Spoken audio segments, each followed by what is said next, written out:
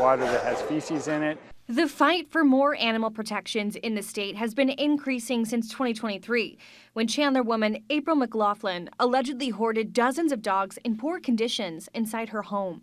Court documents show dead dogs were kept in the freezer. This bill is in response to very egregious companion animal cruelty.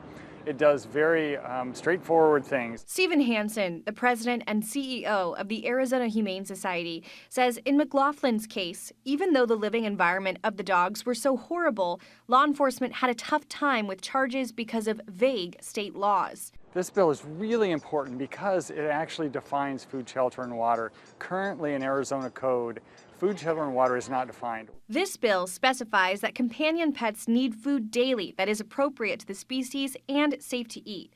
They also need clean, drinkable water and access to shelter that has cover to keep them safe from the elements. Water must be fit for drinking. Food must be fit for consumption and appropriate for the species. Now it could be a moldy can of any type of food. It doesn't even have to be a dog food. It also defines shelter. A shelter must be adequate. It must keep an animal dry during rain like we've been experiencing the last couple of days. Hansen says this bill has bipartisan support. We've got very strong support on both sides of the aisle. Companion animals are not partisan.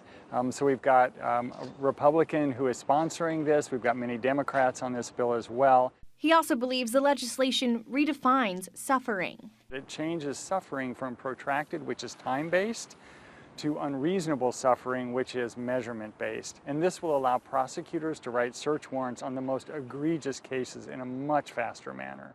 The bill is scheduled to be voted on in the Senate Monday. Should it pass there, it'll head to the House. And I really hope this bill passes. It will make a significant difference to the health and welfare of companion animals in this state for years to come.